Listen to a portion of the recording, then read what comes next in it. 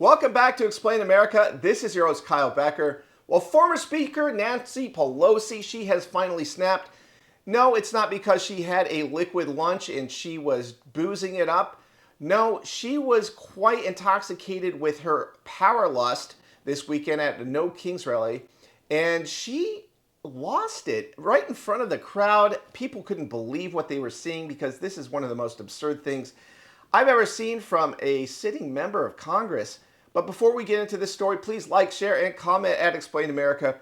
Join us. We appreciate your support for common sense journalism. Yes, Donald Trump has broken the Democratic Party, and Nancy Pelosi's latest stunt is proof positive of it. Let's watch what she did. Going to tear up the crown.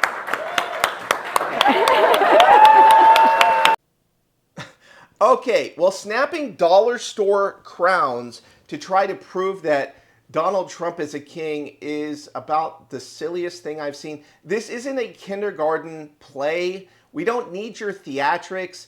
This doesn't do anything to help the American people. In fact, the Democratic Party shut down the federal government trying to get $1.5 trillion more in unnecessary spending because the COVID slush fund dried up. And they're trying to get health care for illegal aliens. They are foreigners. They are not American citizens. And in a lot of cases, they're not even taxpayers directly through the federal government. So why are you trying to fight for people who are not your constituents? Why are you backing this Free Palestine, aka pro-Hamas movement? They just broke the peace agreement again.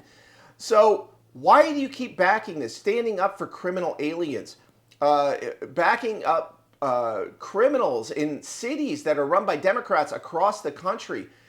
Well, American citizens are getting hurt by these criminals you're releasing onto the streets over and over and over again. You're putting Americans at risk. You've allowed human trafficking under the Biden administration, lost hundreds of thousands of children because you couldn't be bothered to check the identity of those who were claiming to bring these children into our country. And Biden, he encouraged it. So he is responsible for crimes against humanity, if you want to get real about it. And so was the prior Biden administration. They mass censored Americans. We have a paper trail, digital timestamps on everything, text messages and emails that show that the federal government was unconstitutionally censoring Americans in violation of their First Amendment. So how does this have to do with Donald Trump being a No Kings ruler? Well, is he engaging in mass censorship? No. Is he shutting down freedom of the press? Well, you guys argue that they are, but you're not entitled to walk around the Pentagon and try to get illegal national security leaks. That's not censoring the press. You guys are free to say whatever idiotic things that you're free to say. Spread your stupid propaganda, and we can ignore it or comment on it as we want to. But Donald Trump does not act like a king. I don't know where you focus tested this. It's only with the loony 20% of Americans who are completely brainwashed by leftists who believe such a narrative because they're out of touch with reality. Well, here at Explain America, we are in touch with reality and with the majority of the American people. You guys can keep taking your 80-20 positions on every policy you want, but we're going to push for common sense, for reasonable solutions to problems, for compromise in the U.S. Congress, for supporting democracy. And you know what that means? That means that you accept the results of an election even if you don't agree with it.